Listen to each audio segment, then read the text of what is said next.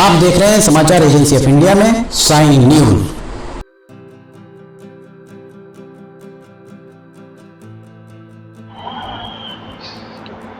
नमस्कार दोस्तों, समाचार एजेंसी ऑफ इंडिया की साइन न्यूज में एक बार फिर आपका स्वागत है।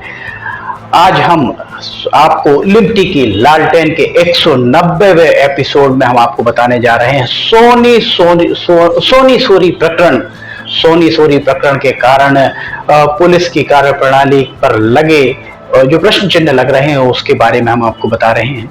देश में सत्ताधारी दल और उनके इशारों पर पुलिस किस तरह का काम करती है, इसकी एक वानगी छत्तीसगढ़ में आदिवासी कार्यकर्ता सोनी सोरी को आप जानते होंगे। उनके खिलाफ राजद्रोह का मुकदमा लादा गया था और उसके निर्णय से मिल जाती है कि पुलिस किस तरह से काम करती है। सोनी सोरी के खिलाफ राजद्रोह का आरोप था और लगभग एक दशक तक उनके द्वारा कानून की लंबी लड़ाई लड़ी। अंत में फैसला उनके हक में ही आया।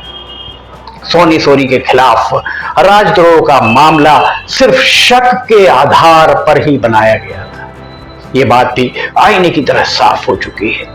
उनके बरी होने के बाद एक बार फिर यह बात रेखांकित होती हुई दिख रही है कि कमजोर तकबों और सरकार के खिलाफ अगर आप जाते हैं तो पुलिस आपके साथ किस तरह पूर्वाग्रह से ग्रसित होकर काम करती है। छत्तीसगढ़ राज्य में दंतेवाड़ा की एक विशेष अदालत के द्वारा 2011 में लगभग एक दशक पहले उनके खिलाफ लगाए गए राजद्रोह के मुकदमे से उन्हें बरी कर दिया है।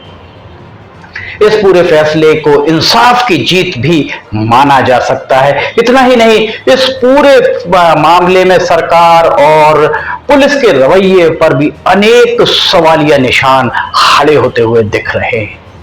विशेष अदालत ने सोनी सोरी और उनके सहयोगी लिंगराम कुड़ापी दो लोगों के ऊपर मामला कायम किया गया था दंतेवाड़ा पुलिस के द्वारा 2011 में इस मामले को दर्ज किए जाने के बाद लगभग 10 सालों तक लंबी कानूनी लड़ाई के उपरांत दोनों को दोषी नहीं पाया गया है। दरअसल पुलिस ने इन दोनों पर आरोप लगाया था कि एसआर कंपनी के द्वारा माओवादियों और नक्सली को दी जाने वाली 15 लाख रुपए की रकम को इन दोनों को दिया गया है।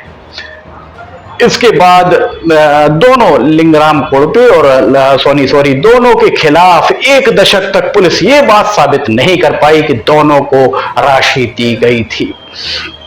एसआर कंपनी के द्वारा राशि किसे दी गई थी, ये यक्ष प्रश्न आज भी खड़ा हुआ है। सबूतों के अभाव में अदालत ने दोनों को बरी कर दिया है और ये भी कहा है कि अभियोजन पक्ष शक के आधार पर यह पूरा मामला चलाता रहा है और उसके शक के अलावा वो ये साबित नहीं कर पाया है कि रकम इन्हें दी गई थी। इस तरह के एक नहीं अनेकों मामले हैं जिनमें माननीय न्यायालयों के द्वारा कमोबेश इसी प्रकार की टिप्पणियां की जाती रही हैं। इसके बाद भी ना तो सरकारों का रवैया सुधरा है, ना ही पुलिस की अब चाल बदली है। पुलिस ने अपनी चाल इसके बाद भी नहीं बदली है। कहा जाता है कि अगर आप हुक्मरानों अर्थात सरकार के खिलाफ आवाज उठाएंगे तो सरकार के द्वारा पुलिस या अन्य एजेंसीज के जरिए आपको प्रताड़ित किया जा सकता है। कितने शर्म की बात है कि देश की सीबीआई को लोग सार्वजनिक तौर पर भी अब तोता कहने से नहीं चूक रहे हैं।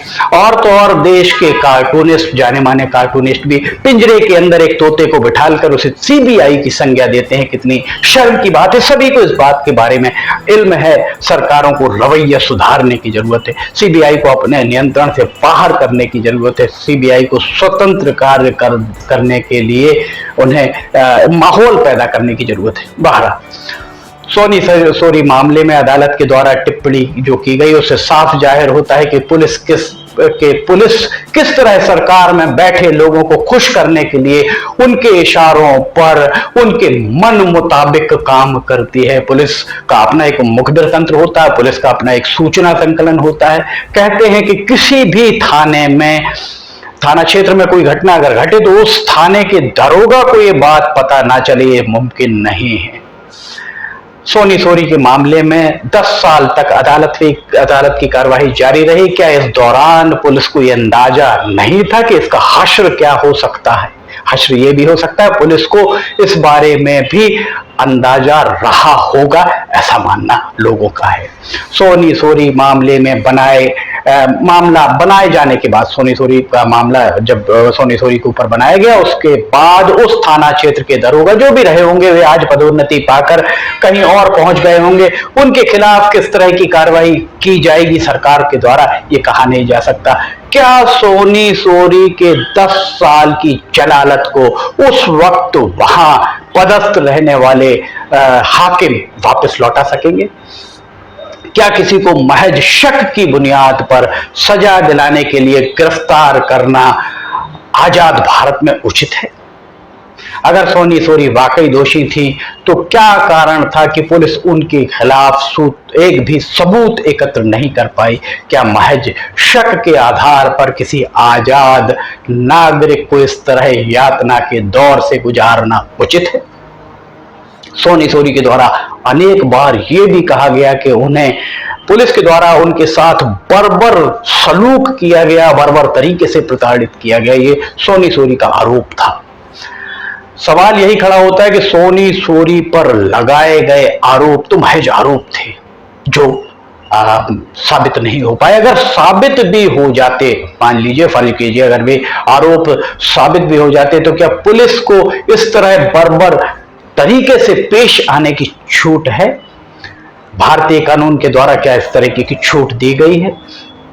भारतीय कानून व्यवस्था में क्या इस तरीके की छूट दी गई है? आज के युग, विशेषकर 21वीं सदी में इस तरह का अमानवीय भेदभाव क्या उचित है? अनेक प्रश्न यहां खड़े हुए हैं। देखा जाए तो देश की सूबाई राज्यों की पुलिस पुलिस पर अनेक बार इस तरह के आरोप लगते रहे कि जरायम पेशा अपराधियों के साथ पुलिस का रवैया बहुत दोस्ताना होता है। इस तरीके की आपने बहुत सारी खबरें भी देखी होंगी, टीवी चैनल्स पर, न्यूज चैनल्स पर आपने देखा होगा। पर कोई अगर सामान्य व्यक्ति पुलिस के शिकंजे में फंसता है तो उसके आगे पीछे की पूरी कसर पुलिस के द्वारा निकाल दी जाती है। इसके एक नहीं अनेकों उदाहरण अनेक प्रदेशों में हैं जो इस बात को साबित करने के लिए पर्याप्त माने जा सकते हैं कि आखिर पुलिस की कार्यप्रणाली किस तरह की रहती है आम आदमी के प्रति। देखा जाए तो मुख्य धारा से भटके नक्सली या माओवादियों से जुड़े होने के शक में आदिवासियों की गिरफ्तारी या उन पर लगाए गए आरोप साबित हो पाने के मामले में, जितने मामले हैं वो अपने आप में अध्ययन या शोध के लिए पर्याप्त माने जा सकते हैं, शोध का विषय हो सकते हैं। रही बात सोनी सोरी की, तो वे एक शिक्षिका थी और अपना जीवन बहुत सामान्य तरीके से बिताया करती थी। सोनी सोरी ने अपने ऊपर लगे आरोपों से बरी होने में बहुत लंबा समय लगा, लगभग 1 दशक का समय लगा। अदालत के फैसले के बाद सोनी सोरी ने एक ही शब्द कहा कि उनके वो 11 साल क्या कौन लौटाएगा। सवाल यही है कि उन्हें आरोपों के कटघरे में खड़ा करने वाली पुलिस सहित समूचे सत्ता तंत्र के सामने क्या उनकी नजर में इंसाफ की परिभाषा आखिर क्या है। कमोवेश इसी तरह का एक मामला मध्य प्रदेश, देश के हृदय प्रदेश के जबलपुर में सामने आया था 80 के दशक में। उस दौर पर दीपिका कोचिंग क्लासेस जबलपुर में चला करती थी और दीपिका कोचिंग क्लासेस के संचालक को पीएमटी के पेपर लीक कर अब उनके जो संस्थान में उनकी कोचिंग में पढ़ने वाले बच्चों को मुहैया कराने के आरोप लगे थे। उस आरोपों के चलते उन्हें जेल हुई। लंबी कानूनी लड़ाई के बाद जब वे बरी हुए, सालों बाद जब वे बरी हुए, तो उन्होंने भी यही पूछा था कि उनकी जवानी के खराब हुए साल उन्हें कौन लौटाएगा। सवाल यही है। देश में कानूनी व्यवस्था, पुलिस का अन्वेषण, ये सारे के सारे मामलों में रिसर्च होना चाहिए। इनमें कहीं ना कहीं बदलाव और तब्दीली की बहुत जरूरत है। समाचार एजेंसी ऑफ इंडिया में लिमटी की लालटेन हर रात 8 बजे प्राइम टाइम में प्रसारित होती है। आप समाचार एजेंसी ऑफ इंडिया की वेबसाइट या चैनल पर जाकर इसे देख सकते हैं। समाचार एजेंसी ऑफ इंडिया की साइन न्यूज में लिमटी की लालटेन के 190वें एपिसोड में फिलहाल इतना ही। कोविड काल अभी गया नहीं है। शासन प्रशासन के द्वारा जो भी दिशा निर्देश दिए गए हैं उनका आप पालन कीजिए। लिमटी की लालटेन का 191वां एपिसोड लेकर हम बहुत जल्द हाजिर होंगे। अगर आपको ये सब पसंद आ रहे हो तो आप लाइक, सब्सक्राइब और शेयर जरूर कीजिए। फिलहाल आपसे इजाजत लेना चाहेंगे। जय हिंद।